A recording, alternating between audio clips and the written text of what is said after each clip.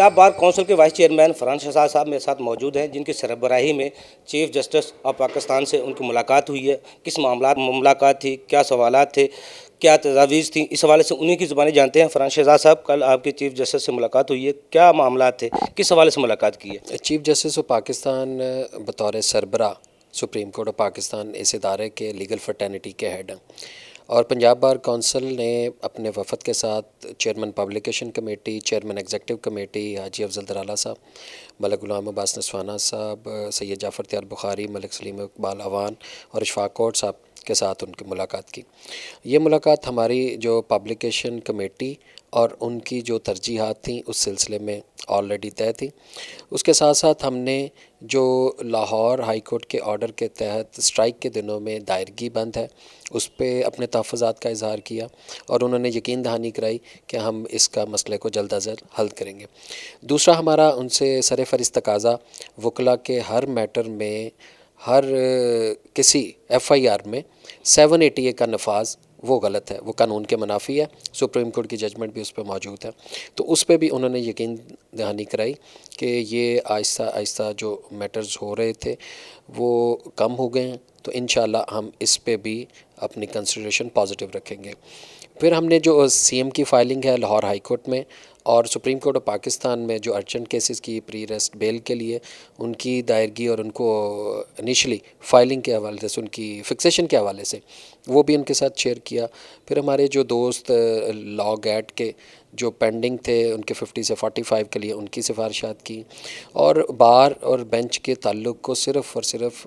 ज़ुबानी बातों की हद तक नहीं, पॉजिटिवली हमने कोशिश की कि हमेशा हम बार और बेंच इकट्ठे चलें और किसी भी एक शख्स की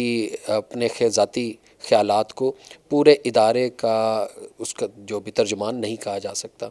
तो ये जो दुश्मनों की नापाक साजिश है कि बार और बेंच के दरमियान खलीज को पैदा किया जाए, हम उसमें भी अल्हम्दुलिल्लाह कल कामयाब हुए और हमने दोबारा चीफ जस्टिस ऑफ पाकिस्तान को 3 दिसंबर 2021 पंजाब बार काउंसिल में एक सेमिनार जो कि role of judiciary and the legal fraternity in the improvement of judicial system है, उसमें मदऊ किया और उन्होंने उसकी यकीन दहानी कराई। और इंशाल्लाह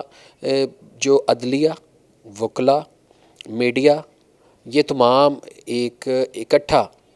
3 सतून है इस मुल्क के, जिनको कभी भी अलहदा नहीं किया जा सकता। दुश्मन ताकतों ने हमेशा ये कोशिश की कि इनके दरमियान खलीज पैदा की जा सके, लेकिन हम ऐसा कतई तौर पे नहीं होने दें। फिर हमने वकला के जो as a fraternity Punjab bar council 1,36,000 वकला की नुमाइंदा है, तो उनके मसाइल भी उसी हवाले से हैं। हमने ये भी शेयर किया कि पिछले 4 माह में सिर्फ़ एक स्ट्राइक, वो हमारे दोस्त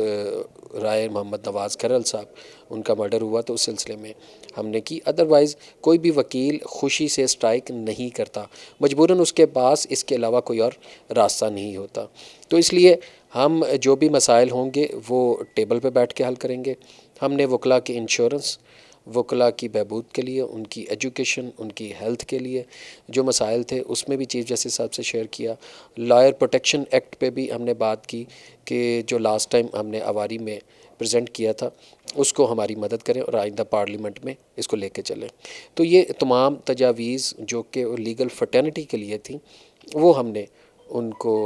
उनके सामने पेश की, और उसमें उन्होंने बहुत हद तक हमेशा एक बड़ा होने के सबूत दिया, बड़ा होने के नाते यकीन दहानी कराई कि हम एक दूसरे के साथ हैं, ये गिले शिकवे ज़िंदगी के साथ हैं और इसी फर्टर्निटी में हैं। और मैंने उनसे ये भी शेयर किया कि पंजाब बार काउंसिल पिछले 11 माह में अगर पूरे पंजाब में इस तरह के 3 या 4 इवेंट होते हैं तो उसकी वजह से पूरी फर्टर्निटी को वकला गर्दी का ताना नहीं दिया जा सकता। इस तरह तो पाकिस्तान में, पंजाब में, लाहौर में रोज़ ही मसाइल होते हैं, रोज़ ही कत्ल, डकैती, चोरी की वारदातें हैं। तो क्या हम उसका ज़िम्मेदार तमाम पुलिस को दे देंगे या तमाम गवर्नमेंट को दे देंगे? तो इसलिए उन पे काबू पाया जाता है, उन पे कोशिश की जाती है कि उनको मिनिमाइज़ किया जाए